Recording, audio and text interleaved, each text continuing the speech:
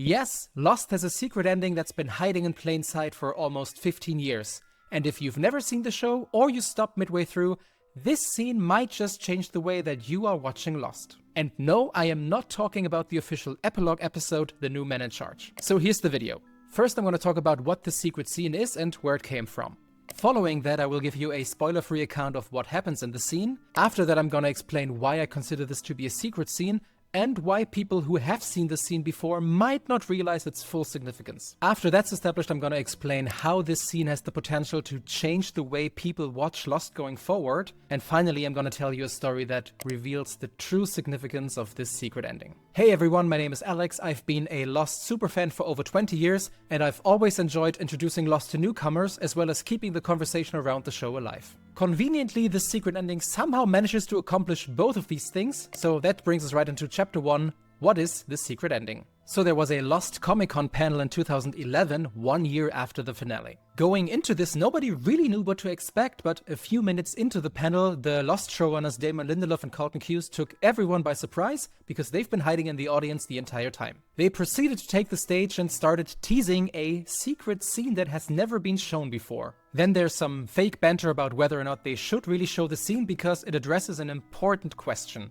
Did they plan everything from the start, or were they making it up as they went along? So to address that, they revealed that they deleted a scene from the season 1 finale, which would have proven that they knew where the story was going from the beginning. And sorry to burst your bubble, of course that's not what actually happened. Later in the panel they explained that they shot this scene 3 weeks prior specifically for Comic-Con. So here's what's happening in the scene. It is essentially a 3-minute comedy skit that takes place during a very iconic moment from the season 1 finale. That moment is intercut with a conversation between two characters who we don't actually meet until just before the final season of the show. The conversation they are having is immediately providing answers to some of the burning questions at that point in time, but then they proceed to provide a very high-level overview of where this show is going thematically and narratively without going into any specific detail. And finally, they actually provide an answer to a very famous unanswered question that a lot of people have been wondering about after the finale, but if you've seen the show you realize that this is probably a parody answer and not a canonical answer. So why is this a secret ending and why is it significant? Whether you've seen the actual thing or just listened to my recap, you might think, isn't this just a comedy skit?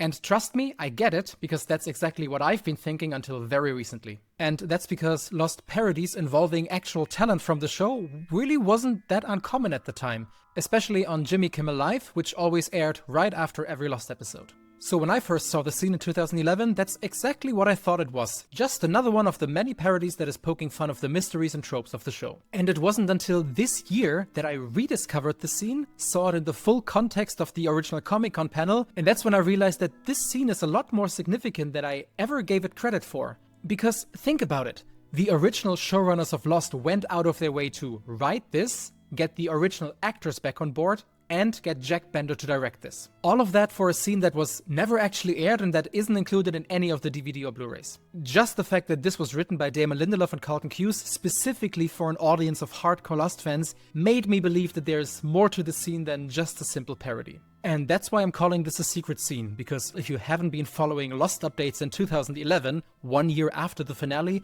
you probably didn't know this existed in the first place. Back in 2011, the scene was available on abc.com, but it's been taken down forever ago. So right now there are 3 YouTube channels who have uploaded the scene, and the total number of views is less than 500,000. Of course, that is a sizable number, but keep in mind this is after 14 years, and that number dwarfs in comparison to the number of people who have watched Lost overall. And even if you've known the scene before, you might not have known about the original Comic-Con context, and probably thought it was just a parody like I did for so many years. Just look at the views of the Comic-Con panel. You could argue that only about 3,000 people ever understood the full significance and context of this. Now let's go into more detail and see what actually happens in the scene. If you haven't seen the show yet or don't want to be spoiled, don't worry, just skip to this time code. I promise the rest of the video still makes sense. Okay, so we are in the season 1 finale. Jack and Locke are on their way back from the Black Rock to open the hatch. The scene starts in the middle of their famous conversation about destiny and why they are on the island.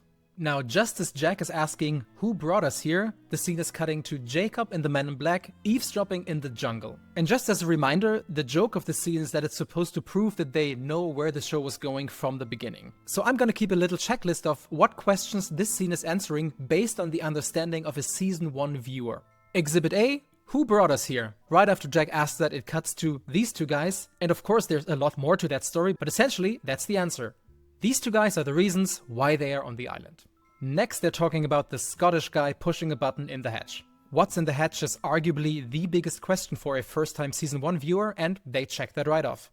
Even though, once again, the full story is obviously more complex than that. Now, here's a big one. The guy on the right, the man in black, straight up admits that he is the monster. And that's arguably been one of the biggest questions for the entire run of the show. And we learn that the monster can take the form of dead people. Next, they go out of their way to explain that Jacob is the reason that the monster exists because he threw him down a river of shiny magic light. What is that shiny magic light? We only learn that it's the source of something before the man in black cuts Jacob off. We do understand that it's very important, but also open to interpretation. On that note, personally, I do believe that the show is very coherent and most of the questions do have answers. More on that in the final chapter of the video. Then they bring up the famous cork explanation and Jacob insists that it's a good metaphor. And honestly, I agree with him. It's a great blend of specific and mysterious. Next, they poke fun at the fact that arguably not everybody was happy with the metaphorical answers provided in the final season. Now here's a big one. They confirm that there's gonna be time travel. Not only that, but Jacob, and by extension Damon and Carlton, insist that it makes perfect sense. And once again, I agree with them. Now, I have opinions about time travel stories, and I have to say that Lost handles it beautifully. And now we finally get the big picture. We learn that there are 6 candidates to replace Jacob and that the man in black will impersonate one of them to get Jacob killed. We also learn the name Ben Linus, but at this point in the story we have no idea who that is and why they're important. And finally, for the longtime fans, they address the elephant in the room. What is the man in black's true name? According to this, it's Barry, and I'm gonna go out on a limb and say that's probably not his canonical name, that's just for parody. So put yourself in the Season 1 mindset. In these 3 minutes, they explained who brought them to the island, what's in the hatch, what is the monster, how was the monster created. There's a shiny magic light called the Source. Some of the answers will be metaphorical and open for interpretation. There's time travel, and it's gonna make sense. The survivors are candidates to replace Jacob. The man in black will impersonate one of these candidates to kill Jacob. There will be an important character called Ben Linus. And of course we learn the name of the man in black. Now, how does this change the way that Lost could be watched going forward? In the previous section I tried to illustrate that the scene is providing some very high-level answers, as well as providing very realistic expectations about where the story is going, what the themes and tropes are, and also what kind of answers to expect. Now keep in mind that the scene never actually spoils the overall narrative of the show, and there's still a million twists and reveals that you'll never see coming. You might already know where this is going, but the fact that this is framed as a deleted scene from Season 1 does entertain the idea that they could have just given us all that information in Season 1. So of course, now I wonder, if you've never seen Lost and you're getting all of this at the end of Season 1, how would this change your understanding and enjoyment of the show? Obviously, if you've never seen the show, I don't advocate that you do this. You should absolutely just watch the show as it was intended. But I think the perfect scenario is somebody who stopped watching Lost within the first 3 seasons. Imagine this. You're trying to get your friend to watch Lost and you convince them to watch the first season with you. Ideally, at the end of Season 1, they would just be hooked given the crazy cliffhanger. But they might be on the fence. They might think, there's another 100 episodes of this. I don't know if this is worth my time. Where is this going? Are they actually gonna answer stuff? Can you give me a broad scope of where this is going?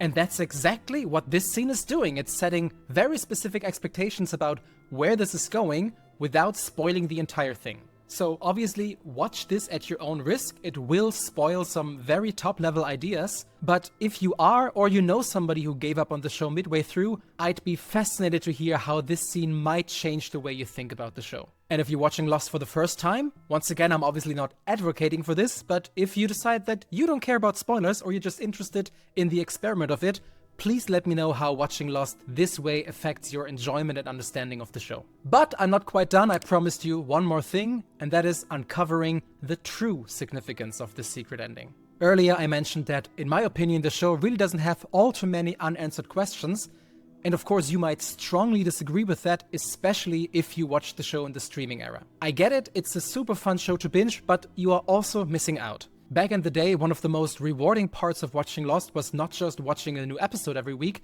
but also the 7 days in between, when the entire internet came together to analyze clues and connect the dots. Now bear with me, I promise this is going somewhere. In 2006, Lost released 4 official jigsaw puzzles. This is the one I have, I solved it many times, and as you might notice, unlike most other jigsaw puzzles, this one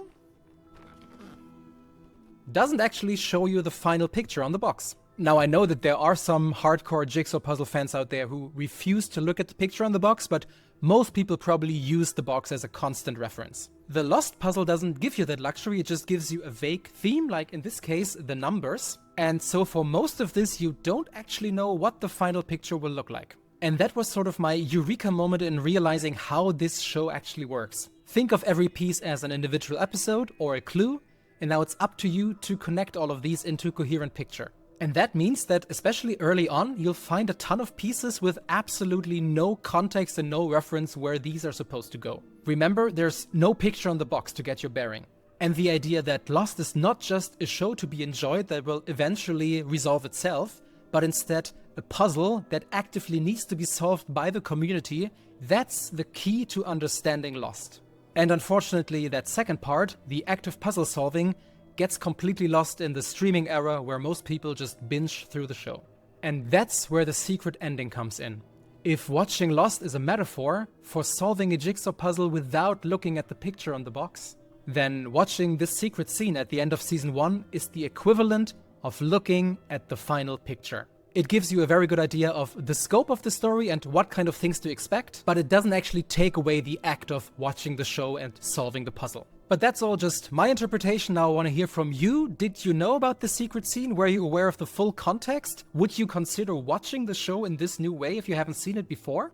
And let me know what you think about my puzzle metaphor. I think it's pretty cool. And if this video has been in any way helpful or insightful, please consider leaving a like so it reaches more people. Right now I'm working on 2 more Lost related videos. One will be for hardcore fans like myself and the other one will be for everyone, including newcomers. So please subscribe to not miss these videos, and if you're watching this in the future, they're probably next to my head somewhere.